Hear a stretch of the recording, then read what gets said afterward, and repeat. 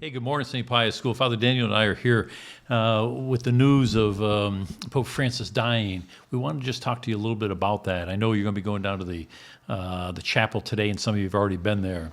Just to spend a little bit of time, we've got a prayer card down there for you of Pope Francis' prayer card, but just to be able to go in there and just say a prayer for him.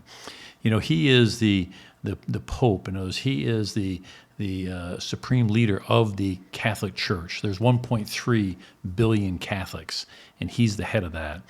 And every bishop, there's a lot of bishops in the world, every bishop has a geographical area that they're responsible for. So Bishop Scharfenberger has a responsibility here in the Diocese of Albany of 14 counties, all the Catholics in 14 counties.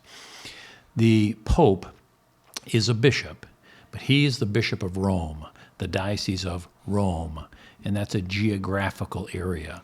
And so whoever is the Bishop of Rome is also the Pope.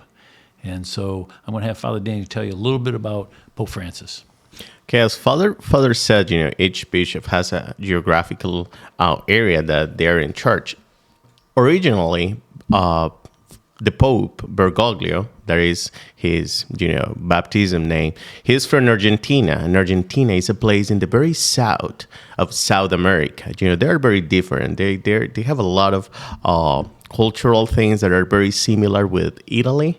I think that's his connection with Rome there, because his family, his grandmother especially, she spoke to him in Italian. That's why he's so good with the Italian language. But he's from the very south, very pastoral, people from the very south of South America. They're very easy to approach. That's why we see him, always with people, welcoming people, very close to them, because it's the way how they are. And that's Argentina. That's part of the culture. They give hugs. They kiss each other. They have fun. The bishop is always super close to the people of God. Now we understand a little bit how he is, how he was, because he was always, close to the people of God.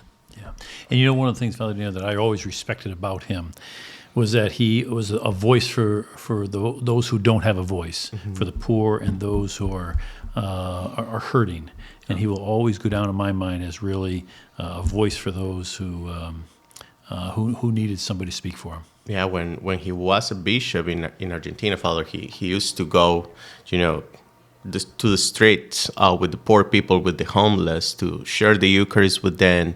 He was always trying to find ways to be close to the people that other people are not caring for. And that's his goal in life. He was named Pope Francis because he wants to dedicate his life to serve the poor. Yeah.